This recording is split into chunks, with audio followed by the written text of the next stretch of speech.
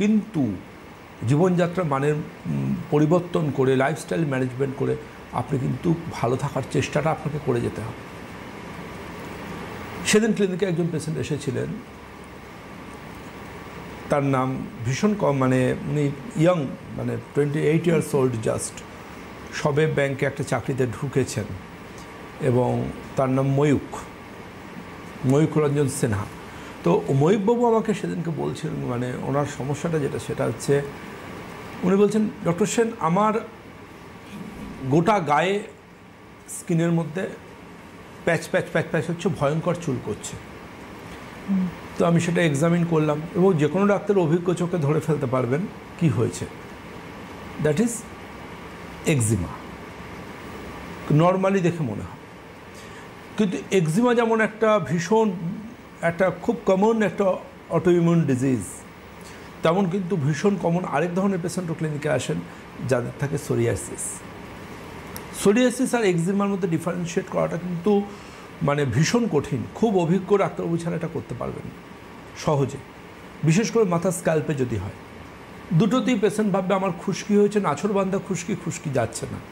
অনেক খুশকির জন্য অনেক মেডিসিন ইউজ করা হচ্ছে, হুড়ুড়ু করে চুল পড়ছে, কিন্তু না চুল পড়া বন্ধ হচ্ছে, না খুশকি যাচ্ছে। খুশকির শ্যাম্পু ব্যবহার করা হচ্ছে, কিছুদিন কমছে, আবার ফিরে আসছে, এবং নখ দিলে মনে হয় যেন চামড়ার টুকরো উঠে আসছে, মানে একদম ঘা হয়ে যায়। মানে এমন হয় যে কখনো জ্বালা, কখনো ইচিং, কখনো দুর্গন্ধ স্ক্যাল্প থেকে, এরকম।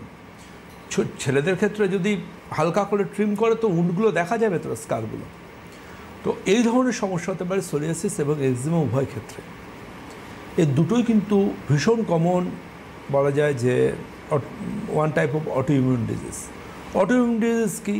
অটোইমিউন ডিজিজ হচ্ছে এমন যে অসুখগুলো, যে অসুখের জন্য, যেমন ধরুন আমাদের যেমন দেশের জন্য সৈনিকরা রয়েছেন, বাইরের শত্রু চোখ তুলে তাকালেই তারা যোগ্য জবাব দিয়ে দিতে পারেন। আমরা গর্বিত আমাদের দেশের সৈন্যদের জন্য। তো আমাদের স্থানীয় প্রশাসন হিসেবে পুলিশ ফোর্স রয়েছেন, কিন্তু ঠিক তেমনি আমাদের শরীরের মধ্যেও কিন্তু কিছু প্রহরী থাকে, যে প্রহরীরা বাইরে থেকে শত্রু আমাদের শরীরে এলে, অর্থাৎ ভাইরাস, ব্যাকটেরিয়া, এই ধরনের অর্গানিজম এলে তারা লড়তে সাহায্য করে, অ্যান্টিবডি। কিন্তু এই সমস্যাটা তখন হয় যখন এরা সঠিক গাইডেন্স পায় না।